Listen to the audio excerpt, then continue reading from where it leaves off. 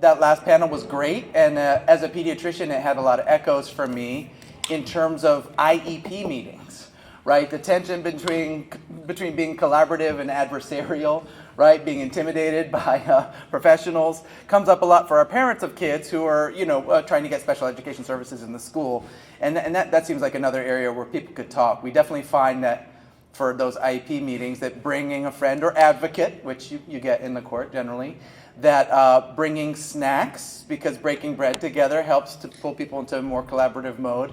And then if you can, to start the IEP meeting with a presentation of the child or student's strengths and weaknesses, hopefully so that everyone around the table starts nodding their heads, thinking, yes, that's my child, yes, that's my student. And with that shared recognition, I think that collaborative process of designing their special education works better, and I think similar things for justice as well. I'm going to pass the mic to my learned friend, Corey Laberge, and he is going to lead this panel on FASD-Informed policing.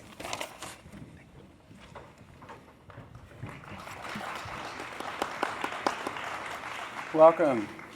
Good morning, everybody. It's a pleasure to be here. So many friends, and there's no excuse to be tired. It's the coffee capital of the world. Decent lights. Joe, you're killing me. I feel like I'm being interrogated. So, welcome back to our panel here on FASD-Informed policing. And it is a pleasure to introduce our panelists. We have on my left Chris Andrade and Sabrina Hacker. Chris has worked in law enforcement in Alberta for the past 13 years, starting as an auxiliary constable with the Taber Police Force for 2 years prior to being hired with the Lethbridge Police Service in 2012. Chris attended the Lethbridge College Criminal Justice Program, where he graduated with a diploma. He's worked in frontline policing from 2012 to 2020, worked for 2 years as a youth engagement officer from 21 to 22, and recently transitioned into the FASD Youth Justice Program Officer in January of 23. And Chris is going to be presenting with Sabrina. Sabrina Hacker has worked in law enforcement as a dangerous dog officer, not an offender, for 10 years. She became a certified member of NACA Level 3 and was recognized as being the highest trained ACO in Canada. After the birth of her twins in 2004, Sabrina went back to school majoring in justice studies and corrections, and upon graduation she was approached to create a diversionary program that would identify the struggles those impacted by an FASD face in mainstream justice. In 2008, under the Southern Alberta FASD Network and Peak Support Services, Sabrina launched what is now the FASD Adult Justice Program. Sabrina has held the position of Program Coordinator in FASD training for the past 15 years. Pat just joined us. Pat isn't, well, I should be careful how I phrase it. We've been friends for a very long time. I was going to say you're an old friend, but I'm your old friend. We met at a conference like this probably 15 years ago or something, and so I hope you guys make some great friends like this, and I'm looking forward to some new friendships. Pat has been a lawyer with over 25 years of experience working with youth with FASD in conflict with the law. She's a founding member of the FASD Youth Justice Support Project, providing case planning services for adolescents with FASD and in conflict with the law, and has presented at a number of conferences on the intersection of FASD and criminal justice. So Pat will be kicking us off, looking at some of her observations and experiences working in the system, and then Chris and Sabrina will talk about the program that they're working in, which is exciting in terms of a community, well, not like a community-based, I suppose, response, systemic response to accommodating FASD and FASD-informed policing. And seated immediately to my right, I have Malika, the director of Vocal, is it Washington? And lead Washington TA team, life experience and a BA from Xavier University of Louisiana and an MPA from the Evergreen State College contribute to her extensive portfolio of work to improve social conditions through teaching, policy, and program development, advocacy, research, and direct service. And she'll be joined by Brandy Flood, the Director of Community Justice at Reach Evergreen Treatment Services, managing the LEAD and Recovery Navigator programs RNP, both a lived experience of the war on drugs and a BA from Western Washington University and an MSW from the University of Washington School of Social Work, center her practice of social work in a harm reduction principles of racial equity, community advocacy, radical hospitality, and love. That's my favorite part.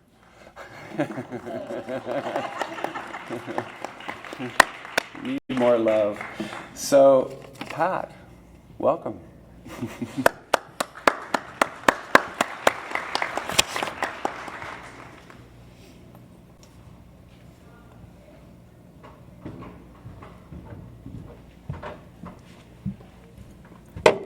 Whoa, hi. I'm going to try to time myself. Good morning, everybody. And nice to see you all. It's very bright in my eyes, and that's all kind of cool. As Corey said, my career, I spent 25 years as a criminal defense lawyer. So I'm super stoked to be on a panel with a bunch of police officers because, of course, we always get along in the criminal justice system. So this is going to be great. And I'm not going to end up arrested at the end of it. So I stopped practicing law about 6 years ago, criminal law about 6 years ago. I'm currently in-house counsel for the Representative for Children and Youth in British Columbia. Which is my second career and also another dream job of mine. So I'm very happy to say that I'm there now. But I'm here to talk about what I used to do. And one of the things I wanted to say from the outset, Corey said in my introduction about how I was a founding member of the Restorative Justice Project for youth with FASD. When I was at this conference in 2018, I was with one of my former colleagues, Nicole Mitzi. We both worked for Legal Aid Alberta. We presented on this project, and it had been going for about 15 years. It was great. We had lots of good data about how successful it was. And within months of that, Legal Aid decided to end the office that I worked for. They decided to discontinue that office.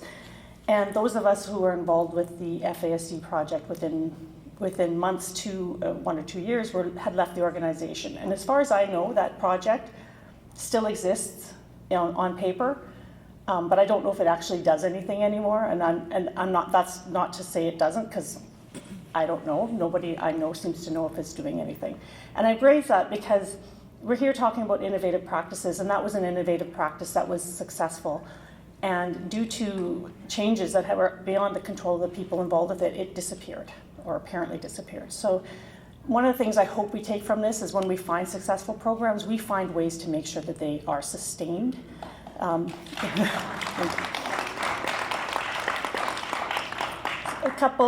then just a couple of things I want to tell you about myself before I start. I am a lawyer. I am not a scientist. I have done no studies. I am not here to tell you about any research I've done. I can talk to you about the intersection of FASD and my practice, and specifically here, basically what I've seen in my practice in terms of police action with people who have FASD, and how, it hasn't always gone great, I guess is the best way to put that. So I'm going to talk about the offense and how FASD may impact the offense, and how FASD may impact the arrest and detention, and how FASD may impact the investigation. I have really, really bad eyes, so I'm just going to scroll here. But I'm going to start by telling you a little story. And this little story is my dad's story. My dad was the child of immigrants. He was born in Canada, but his parents were not. And in fact, his father was here illegally, or there, in Canada illegally. And when my dad was a young guy, he was arrested by the local police officer, who I have on good authority was not exactly a decent person. And he arrested my father for causing damage to the local cenotaph, which my father swears he did not do. And that police officer took my father to his mother and said to her, "I'm going to arrest your son unless you give me a case of beer." So she gave him a case of beer, because what is she going to do? She's got a husband who is there illegally and a young family, and they were deeply poor. So she gave him a case of beer, and that ended it, because my dad wasn't charged. Only it didn't end it for my dad, because up until the day he died, he talked about how unfair that was. And so the moral of that story to me is justice is what happens every day to us, and we all expect it and we don't remember it. But when injustice happens, even when it's as small as buy the cop a case of beer and everything goes away, you don't forget. So it's important that we keep this in mind when we're dealing with people in our court system, because what we may think is just, we heard it today earlier about how people feel if they've been dealt with fairly, how important that is. Because if they feel they haven't been dealt with fairly, it's not going to leave them. And I say all that, I also want to say that I understand that police officers have an extremely difficult job. They can't come to the scene of an offense or deal with a hostile situation and say, okay, everybody stop, I just want to know if there's any cognitive deficits here, right? Because they can't, right? They have to deal with what's happening. And I 100% understand. I've dealt with enough cases to know how really difficult a police officer's job is. But I also know that a police officer has a tremendous amount of power in our society. They wear a uniform, they carry a badge, they often carry a weapon, and we listen to them, and they get to tell us what to do on situations. And so the reason why their job is hard is because they have all that power. So it's important that we have some checks and balances there. But having said that, I'm not here to criticize the police. I'm going to talk about where I see issues, but this isn't police bashing, I promise. Okay, so just talking a little bit about the offense. I'm not going to go into all the details, but we know a lot of things that are common characteristics of people who have FASD, which can impact their offending behavior. We heard a little bit about this earlier, cause and effect, not understanding consequences. There was a case in Edmonton several years ago where a man was charged with murder because he got into a dispute with somebody on a city bus, and that dispute came off the bus and he stabbed him. And it seemed pretty clear case of second-degree murder, but when there was evidence called, when the man was assessed, he had an FASD, and the judge ultimately decided he did not have the capacity to form the intent to murder, that he would not have understood, like most people, that stabbing somebody could kill them, because he was just acting out of anger. So that kind of behavior, that's a pretty extreme example, but that's what I'm talking about. Difficulty understanding the perspective of the other person. That is a way that we often hear people have no remorse. Well, you can't have remorse if you're not actually able to mentally put yourself into the position of the victim of the crime. Difficulty adapting to new situations. Sorry, I'm really struggling reading here. May not understand what's important when they're being questioned by the police or being questioned by their lawyer. They may not understand what information here do you really need to know. Poor language skills. They pretend to understand when they cannot understand. Having trouble with subtleties and sarcasm. I tend to be someone who teases a lot, and I really need to stop that because if people with FASD don't understand that they're being teased. Easily led by more sophisticated peers. They have multiple low-grade offenses, impulsive, opportunistic offenses, failure to change strategy when things don't work. My brother was telling me about the other day about he was in a store and the clerk was complaining because the security was removing a woman from the store, and she was saying to my brother, I don't know why she keeps coming here. We keep arresting her. She knows she can't come here, but she keeps coming here to steal food here. Why doesn't she go somewhere else? And I'm thinking, I bet I know why she's not going somewhere else, right? She's doing what she knows what to do. The concrete thinking, the sort of the language skills of concrete thinking is a big one, because of course we make comments to people that we're not always understanding the concrete thinking. And I will use another example. A colleague of mine talked about where her client was arrested. The police said, do you have anything in your pocket? And he said, yes. And he pulled out the pepper spray and then sprayed the police with it, right? And it's like, wow, you assault with a weapon. But when she asked him why he did it, he said, they asked if I had something in my pocket. And he just took from that to mean to bring it out and use it, right? So it's that kind of, and I say that because again, in policing, and I know it's very difficult, and it's hard enough for me as a lawyer when I've had time to think about my questions. no, I'm not just dealing with it on the street, but you have to understand how rigid that level of thinking is, and you really have to be careful on how you word your questions or word your instructions, because multi-step instructions also don't always work, right? Get out of the car, put your hands up, lay on the ground, you're giving them 3 instructions and they've forgotten it after the second one, forgot what to do next. So what may seem as willful non-compliance is actually just someone who has this kind of brain damage who cannot remember what they're told and don't want to admit that. Okay, so that's sort of like, talking about how the offenses, things that are part of the offenses. Let's talk a little bit about, what's my timing? See, everything's blacking out on me. Thank you, Corey. Okay, I got 5 minutes. I'll go fast. Timeliness on arrest and detention is a big deal. If the arrest is contemporaneous, you got a more likely chance that the young person or the individual understands why they're arrested. If it was after an investigation and that person had not been contacted at all during that investigation, they may totally forget why you're there. Like, what are you talking about? There are issues with, as we note, sensory perception. Putting your hands on them to arrest them may result in flailing. Fight or flight, that's another thing that is common with some people who have FASD. So if they don't understand why they're being arrested, they don't understand why the police are talking to them, and they don't know how to process what's happening to them, it's either I'm going to try to take off or I'm going to try and fight my way out of this. So that stuff happens quite a bit. And power struggles are a real thing, and I actually see it more with group home staff and young people than I saw it with police. But the whole, like, I'm the person you're supposed to be listening to, so listen to me. With a person who has these kind of cognitive delays, who doesn't understand any of that. So basically you have a highly functioning person and a very low functioning person, and it's not a real power struggle because we know who's going to win that. Sometimes young people are accused, I did youth court, so I mostly say young people, but this applies to adults too.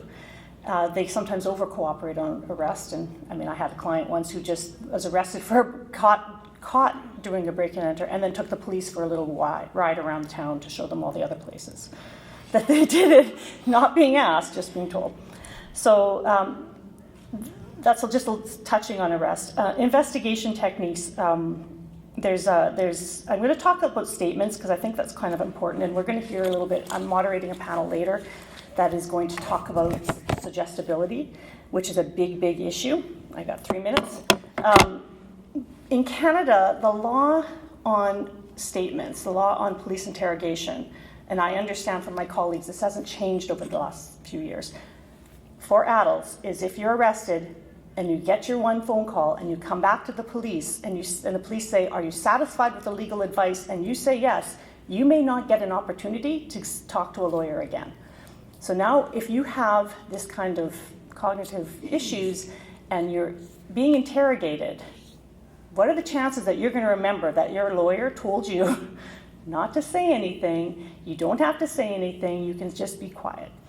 It's not good, right? So for young people, when I did youth law, I would just tell them to keep calling me. I didn't even give them advice not to talk as much as I just said, just call me. If you're going to answer a question, call me first. And sometimes I get 20, 30 calls, right? But you can't do that as an adult.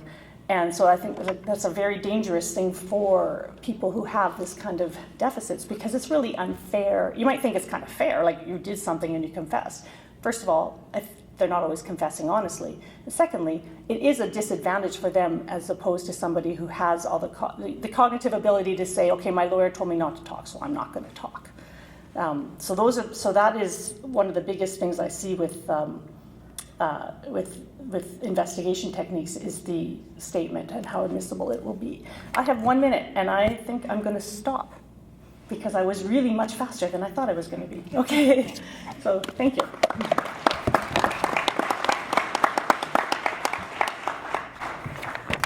Thank you so much, Pat. Bring up a lot of issues that I hope we'll get to explore a little bit further later.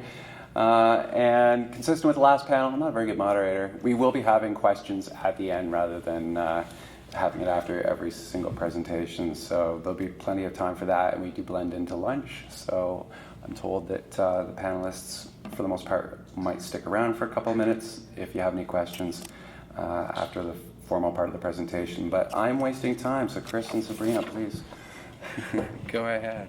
So about 23 years ago, the first FASD justice program dealing with youth was started in our community of Lethbridge, Alberta. It's a community now that's about 100,000 people.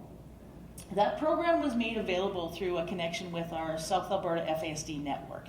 So funding became available, and in Alberta we have about 12 networks, and our network coordinators decided that our focus wanted to be on justice. So we started the first youth program. It was very successful. We had some very positive outcomes, and so as a result, in about 2007, funding became available again, and so we started what was the first adult program. So I run the adult, and Chris runs the youth program. And so that's kind of the beginning of where our program started. Yeah, absolutely. So as was mentioned earlier, I started in this position in the beginning of 2023. So before, I'd been working with youth for a few years as a youth engagement officer, so I got to know what it's like to work in schools, work in the youth criminal justice system in Canada, really opened my eyes to that. But who I really worked a lot with was the other officer who was in my position previously, who ran the youth justice program, specifically focused on youth with FASD in the criminal justice system. So I learned quite a bit from him, and luckily in 2023 then I transitioned into this role, and I've been learning from Sabrina ever since, and she's had to put up with a plethora of different police officers that get put in the role over the years. So I do. I get a new partner about every 3 years and have to start the retraining of them every time.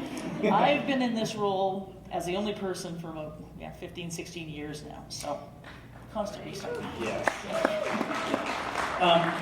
But said that, it does have a big benefit for the service, just that then we have many police officers that have specialized in learning a lot about this disability and will then go on to work on patrol teams. We have currently another one working in our PACT Police and Crisis team working with mental health calls for service. So we just have those experts in FASD out in our community. I think that's where a true benefit is shown as well. So one of the things that we really wanted to focus on was that transition piece. Quite often when kids age out and become adults, there's a gap. And so we really wanted to ensure they didn't feel lost, like they were being transitioned into another program. So Chris and I work very collaboratively. We're in the same office now. We have the same resources. And we work hard on that transition where I will meet the kids that we think might have continuing involvement in the justice system, and let them know that it doesn't matter when you turn 18, we're still here. You still have your team. So that was a really important piece for us. So we now have a shared office and resources and work collaboratively in that aspect. Today it was difficult. We had a very limited amount of time to decide what aspects of the program do we really want to focus on and explain to everyone here that we feel is really important. One of the ones that I've been pretty passionate about is diversion. In Canada, we have the Youth Criminal Justice Act, and there's some pretty specific legislation on what police officers can do, but it also gives us a whole bunch of options for before any court processes start. So what I typically have seen in the past is a police officer will go under the Youth Criminal Justice Act and say, well, I'm going to warn this child, or I'm going to charge them with a criminal offense. And in Canada, luckily, we have a whole bunch of other resources available to us to defer them to community programs, come up with very creative solutions. And I find that when you can do that out-of-the-box thinking, especially with youth with FASD, suspected or diagnosed, then we can really start to do some good change there. So we have a variety of different tools in Alberta. We have extrajudicial measures and sanctions. And we can do those before we lay a charge or after we lay a charge. So it's pretty important processes that we can pull kids from maybe a 1 to 2 year process waiting to see how their criminal charges go and move that maybe into more 3 months or a one-time diversion. One of the youth I had in a group home had assaulted some staff members but functioned pretty low cognitively. I said, well, once the patrol members had gone, they had charged him, and I said, well, In 2 months, he's going to have his first youth court date. That's going to be an adjournment, and it's probably going to turn into 6 to a month year process that he probably won't understand. So why don't I talk to the Crown Prosecutor, and I said, well, let's start off, this young man has never been in youth court before, has never been in the courthouse. Why don't we just start off with saying this diversion is explaining this is why you're here today, let's meet with the staff, acknowledge what you did was illegal, this is what a courtroom looks like, these are what some of the punishments may be, and thankfully we have a really awesome Crown Prosecutor that I work with for Youth Matters in Lethbridge, and we did that, and that was the diversion for that charge. Then we could just say, yeah, let's withdraw that charge and move on from that. So there's really some great restorative justice options that we have with diversion as well. Now, when it comes to my adults, it's a little different story. The hammer seems to fall a little quicker when we're talking about adults, but I have the best Crown prosecutors and judges, justices now, that I could have ever been blessed with, because what they said was, this area is not something that we're good at, and so we're going to take the lead from you.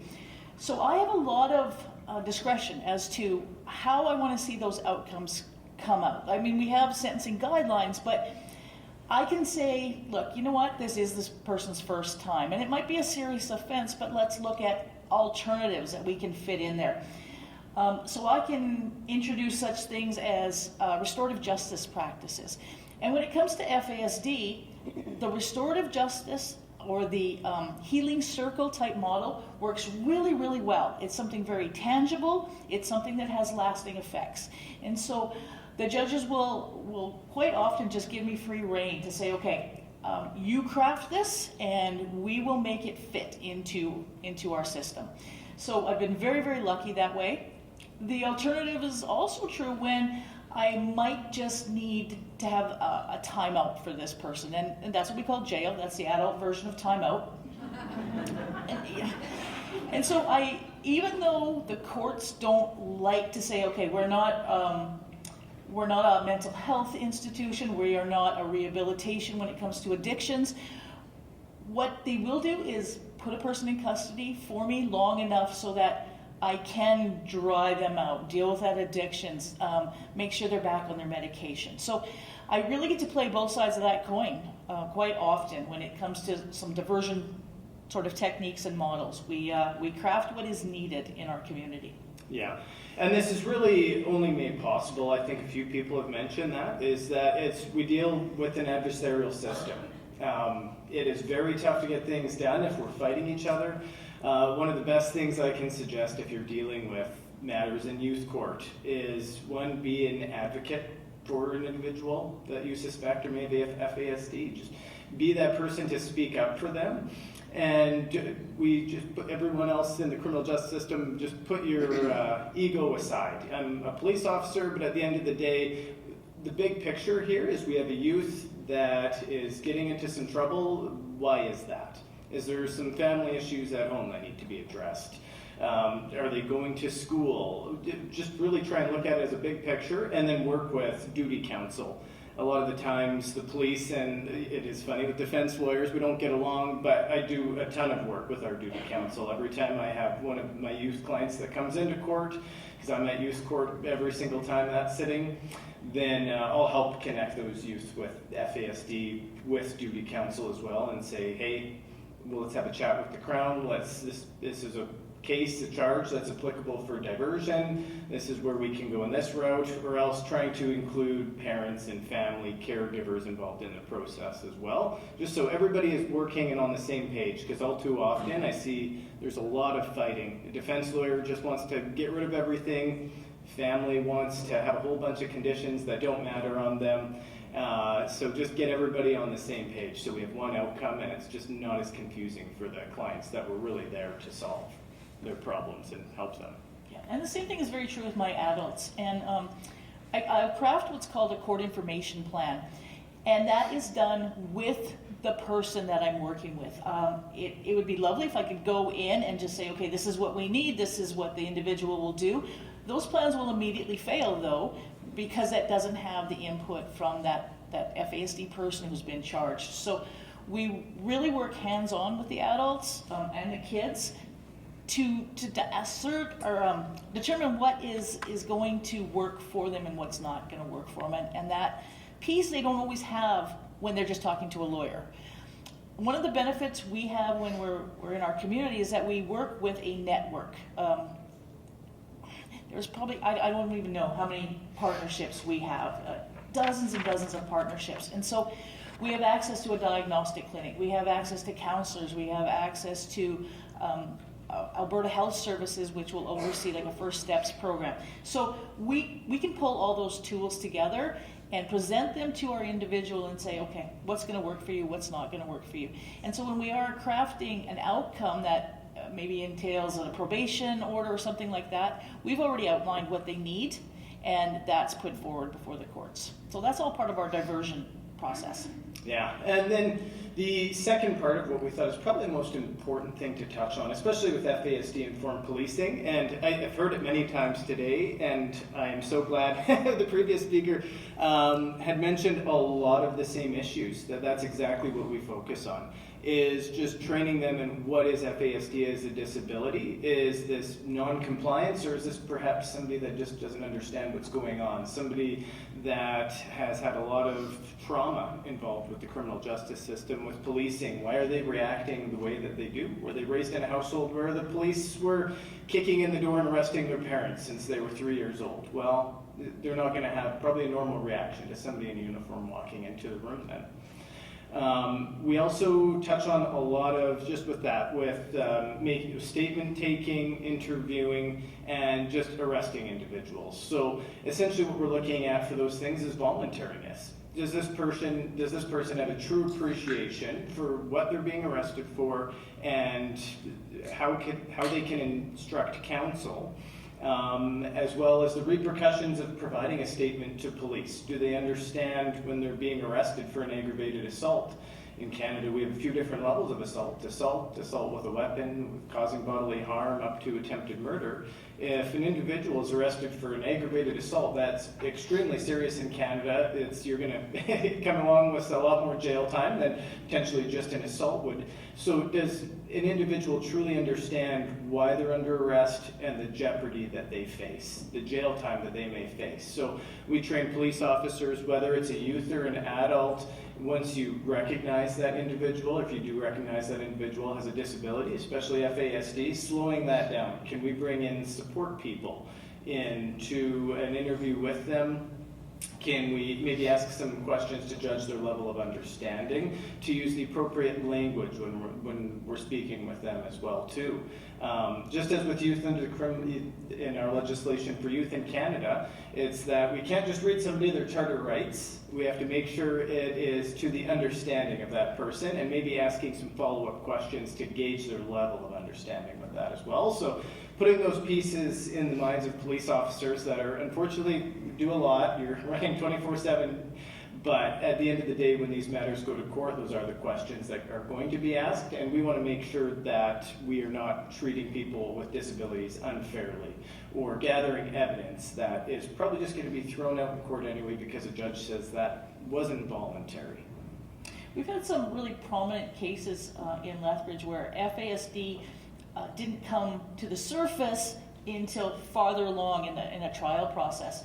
And ultimately, when our justice learned that there was a person with an FASD being accused, started to ask a different strain of questions. And one really significant case was thrown out because the officer who was doing the interview on the suspect, this guy kept saying, I just want my mom. Like, can you just call my mom and bring her in because she can answer these questions? And was told, no, you're a grown man. You're not going to have your mom. You had your call to your lawyer. And so when we teach the new recruits or some of the other officers, we teach them to look for those warning signs. If somebody is saying, hey, I want my mom, and they are 26, 27 years old, you better stop the process and start asking some different questions. So that is part of what Chris and I will teach the new officers. Yeah. And we have about a minute left, so we didn't quite get through all the slides, but our job is it's pretty multifaceted. Really, we try and take not just the justice piece of it, but what is big picture going on in these individuals' lives. So I'm specifically working with youth. I partner with the Crown, with probation officers, with Child and Family Services, basically with the school divisions in our area, and really try and do a lot of proactive outreach. Both Sabrina and I have tried to make get half of our jobs just going into places where these high-risk youth can be, youth with disabilities, and proactively engaging with them, making them used to the fact that, hey, I'm a police officer, I work with youth, maybe the first 3 times I meet you, it's just asking questions. It's just seeing how things are going. I don't want the first interaction that I have with you to be because you're in trouble. So we just try and really place a lot of emphasis on that, just having proactive engagement with our clients. Mm-hmm. We spend a lot of time working on that rapport. Because without that rapport, there's not going to be that trust. And we know that typically the people we're going to work with do struggle with trust. So let's put in a nice solid foundation to begin with first and move ahead from there. I like to sum up our roles by saying, in the justice system, quite often, you just become a number. You know, your charge is a number. You're arrested, you become a number. You go to court, you are a number. And our roles can be summed up as saying, we're going to take those numbers and turn them back into people and show the courts, show the justice system that at the end of the day, here's this person, this vulnerable person, and they need to be looked at as somebody that needs assistance, not punishment. So much.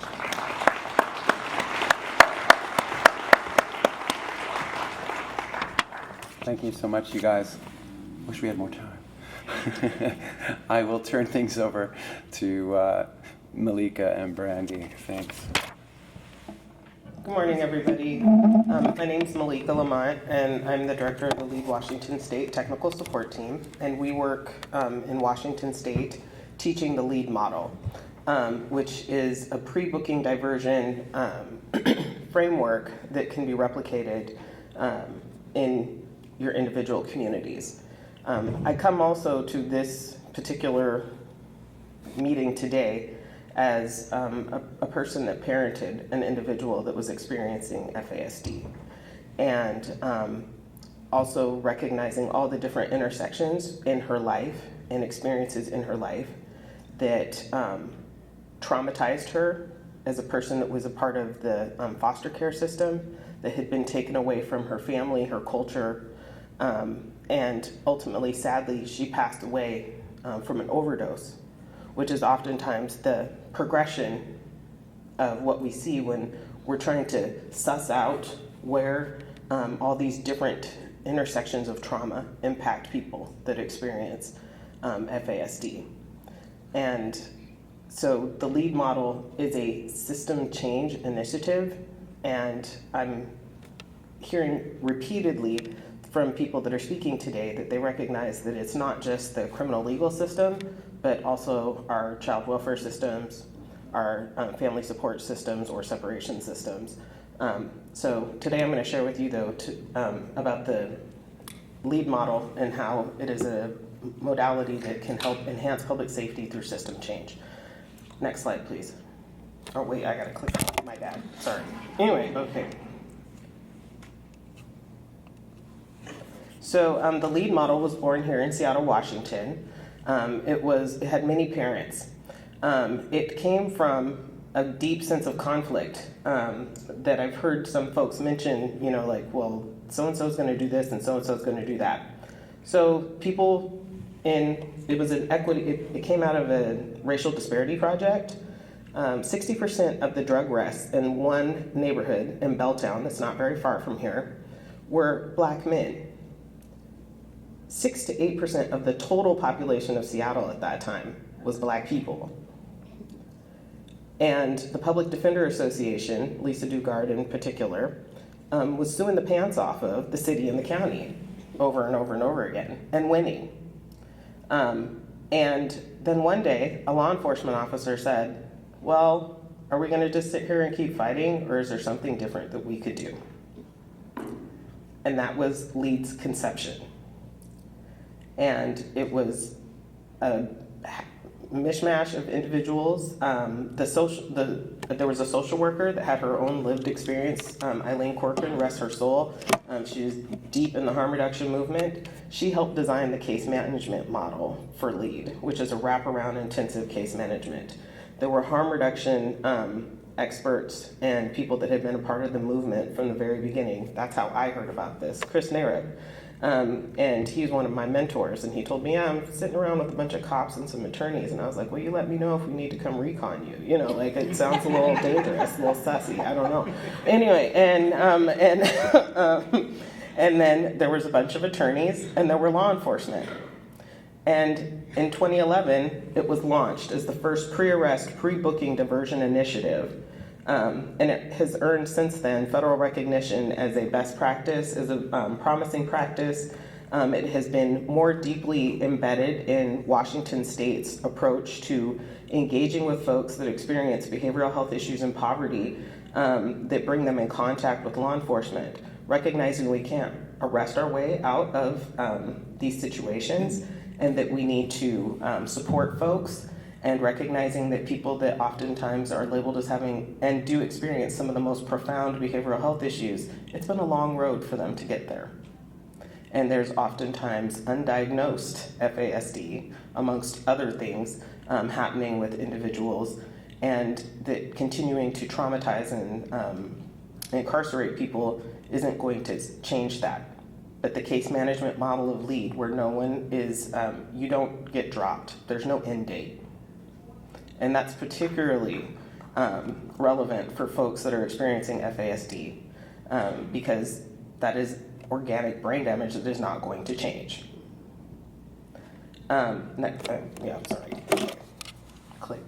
Okay, so the principles of LEAD, it's voluntary and non-coercive. That was something that had to be agreed upon in those initial meetings. It's field-based. It is a field-based case management model. Not you make an appointment and you come into an office. It's law enforcement calls or somebody in the community calls and says, I've got this person that is experiencing difficulties. Can you send somebody? And the case manager shows up and they respond. And there's independent project management.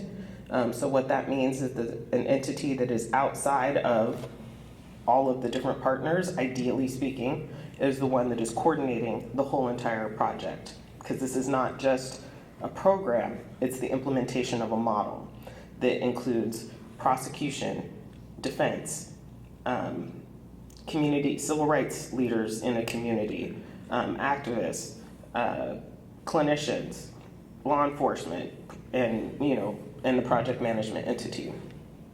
It's trauma-informed, harm reduction, and it has cultural humility is embedded in it. And also recognizing that staff need to be well compensated. So the model it's a value system. We say that if people are going to be the first responders or the second responders that are working with people, that they should be well compensated so that there's not high turnover, so that you can have consistency, you can provide high quality of care, and that people can be paid for their expertise, even if it is not formalized education. And there's power sharing that's central to the model. All partners come to the table and they get to be their whole entire self, and it's also sharing power as a requirement of it. So breaking down those silos and those imbalances of power that often come with being a part of the criminal legal system, and the authority that was mentioned earlier, that we're all coming to the table to work together. And that recognizing that race equity and achieving that is integral to this model. The systems of policing in the United States are based on slave patrols, and they are modeled after that. And recognizing that there are certain populations that have been targeted by interventions, and there has to be intentional work done to undo that harm. And we work to build community accountability through relationships and ultimately show the legal system how it can operate differently. and accept referrals from the community. Our core values, as I mentioned earlier, to advance racial equity, it acknowledges that many of our current systems, including our criminal, legal, social service, and child welfare and health systems, are deeply fraught with racial injustice, and LEAD seeks to shift discriminatory policy systems and decision-making through changes in policies, practices, beliefs, and investments. Because if anybody ever tries to tell you that budgets are not a policy statement, they're lying to you. Yeah, and its impact has the capacity to be widespread. It's created with shared intention. No single organization or person owns LEAD. Instead, it is collectively stewarded and operated by collaborative stakeholders. Only the collective effort of distributed leadership amongst unlikely collaborators who agree to do things differently can sustain and embody the LEAD model. These stakeholders may have differing reasons for approaching the table and may have varied faith in its capacity to foster meaningful change, but in LEAD, change happens when people point to the problem together. And cultivating systems change. As I said earlier, the LEAD model demonstrates how the system can operate differently, and then a jurisdiction where it is being implemented can move towards doing that. For example, Whatcom County, just neighbor to the south of Canada, here in Washington State, they had a program that was called the GRACE program that worked with folks. It was an alternative to business as usual. They got funding from the federal government in the United States to pay for LEAD, to implement LEAD in their community. They have since then built out their alternative response system to law enforcement, and they have like 3 and 4 different programs that will take people out of that cycle of the criminal legal system and provide supports around them and to them in their community to be able to address law violations. And LEAD was the thing that showed them where the other places were missing in their milieu of response. And it also helped them recognize where they needed to apply funding or apply for funding. Because oftentimes what happens in communities, I think we all have been familiar with this to one degree or another, is that we'll say, oh, well, we tried that, so we're not going to do that anymore, so that we're going to put the money into that. When in actuality, you need both. And going through the LEAD process, because again, it's a model, not a program, it helped them recognize that they needed to build it out, not just move funding from one place to another, but that there was a continuum of services. And also that, let's see here, doing what works. So LEAD is an organic process. If there's something that is working really well, then let's do more of that. And when it's not, let's have a conversation about what's not working with all of the partners that are at the table. No silos, anyway, and move forward into a place of trying something different. I think that oftentimes, especially when we're looking at government, there can be a fear to do something different. But with everybody coming to the table and agreeing to work together and be in collaboration, there's a mutual responsibility. So it tends to make governments less fearful of the liability that stops the ingenuity and the creativeness that we often are going to need to solve the complex problems that our communities are facing. It also fosters relationships.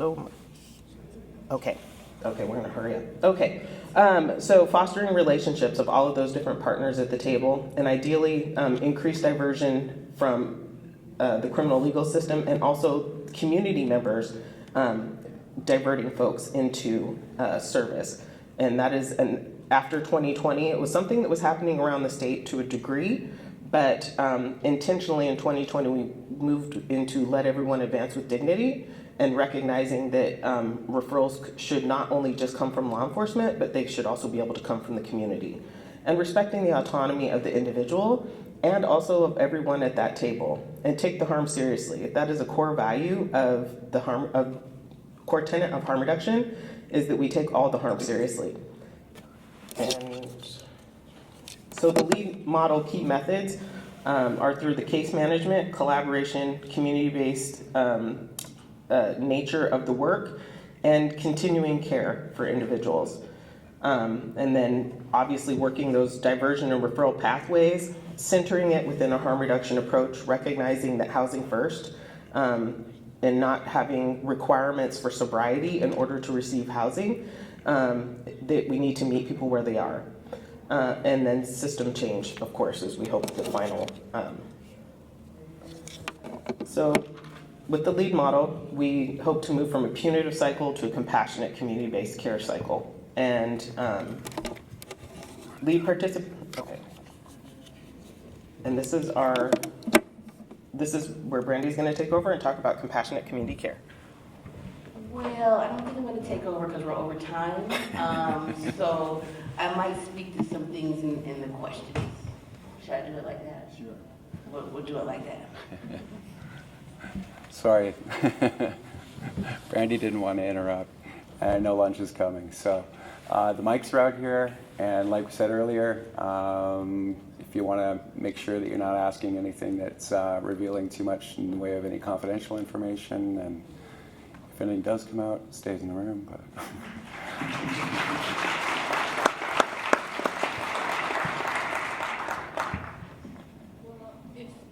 is this on? Yeah. If it's not already known, do we have access to your PowerPoints? Can we? That'd be great. Just so I believe they are being uploaded to the website, is my understanding, yes. so we can really dive into your great slides. This is a question for your program.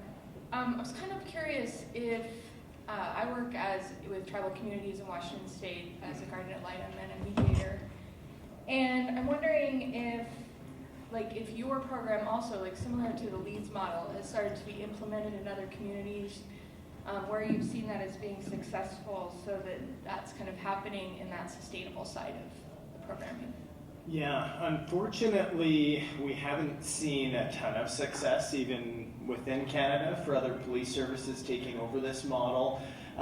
We do our best to compile everything into PowerPoints, and if a FASD organization or an FASD network in Canada wants to go and engage their police service jurisdiction, I provide them some materials and say, hey, here's some information, these are the benefits, these are the reasons that we do want to have a program like this.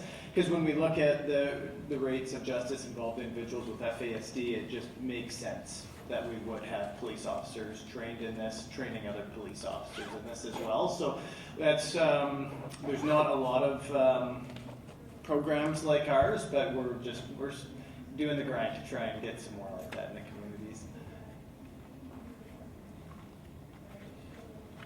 Can you tell us of what your data is? How effective is your program? And are you evangelical about what you're doing? Do you go out and talk about it all over the world? Or has anybody been in touch with you? Is that for us again? Okay. Not letting us off easy. I'm talking about your program. Okay, yeah. We do as many presentations as we can. Internationally, I believe this is my first presentation internationally. Sabrina might have with some of the other officers. We've had the opportunity to, via Zoom, talk to a couple other places, New Zealand being one of them, but we're not exactly mobile a whole lot. So if somebody approaches us, we're happy to try and facilitate something, but we do have pretty tight budgets as well, so that's always the barrier. Yeah, and it's tough, very difficult to balance trying to work together to transition clients, making sure there's no gap in services, then just focusing on the day-to-day tasks that we have as well too.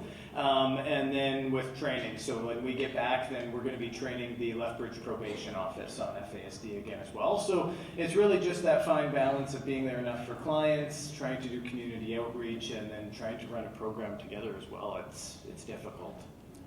Did you answer the data?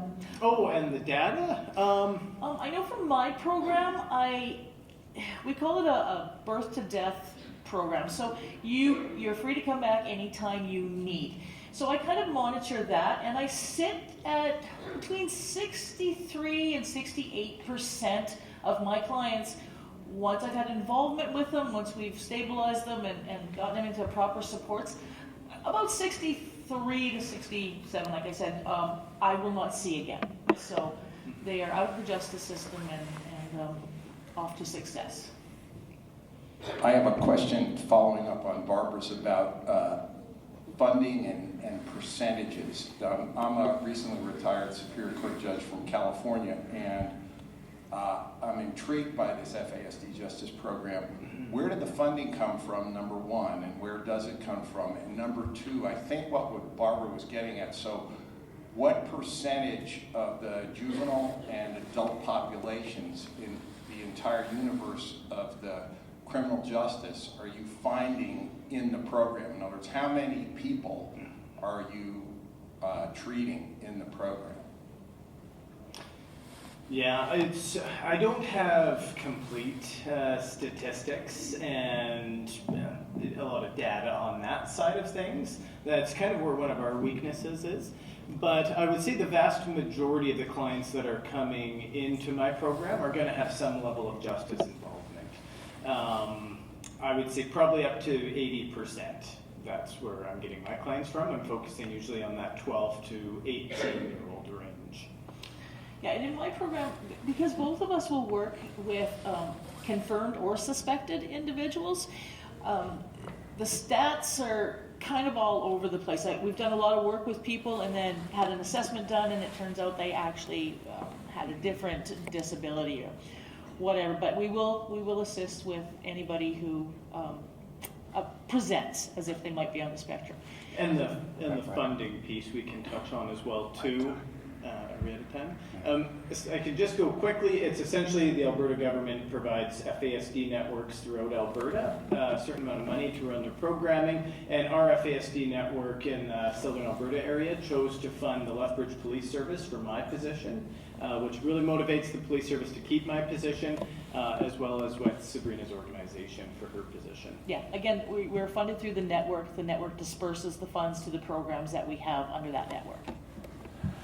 It's 11:45 and we have a 75-minute lunch, so we'll be resuming at 12. But I know you've been waiting patiently over here for a question. I'd like to give you the opportunity to do that. And after your question, like I said, the panelists are going to stick around for a couple minutes if anyone wants to approach and ask more questions. Or if the mics are still live, give her. But there will be some disruption as people leave the room. Thank you. Thank you. It's really along the same line for the LEAD program. Where do you get your funding? So usually communities identify, they will apply for funding. So the Bureau of Justice Affairs is one of the mechanisms that a lot of communities will apply for that funding to initiate LEAD programming, or an individual jurisdiction will put money aside to implement that. We provide the technical assistance. We don't implement the program. And then we also can help, part of our technical assistance can be to help future sustainability funding and help guide people in that application process. But a community already has identified a funding source when they choose to do LEAD. Okay, thank you. For the Seattle program that I run, our funding comes from the city and King County Behavioral Health and some national funding. So we actually implement the case management that happens with the clients. Sorry, can I just want to say one thing about the data, that people are asking about data, and I think we get really hung up on data, and these programs work, we know they work, and if we're going to start going, what percentage of people did X or what percentage did that, I think we have to stop being so reliant on making human beings into numbers, and so so that's just my comment there. It's how do you define success? I define success: the kid's not stabbing anybody anymore. If he's breaching his conditions, I don't care. I'm sorry, I don't care. But he's a failure in some people's data analysis of it. So anyway, that's just a little thing. Thank you. You are free to leave, but Malika wants to say something about data. But if you want to get out for lunch, go. So I was just going to say, direct you to leadbureau.org, and it shows the evaluation process that the LEAD model went through here in Seattle. And it's not specific to FASD, but we do know that there's a large overrepresentation in participants. And there was recidivism rates went down by, I believe it's 56% was the, so there is data, and that's a big portion of the LEAD model as well, is that we constantly evaluate and we teach that to every site that we teach the model to. Thank you all for your enthusiasm. I'm quite excited about the day.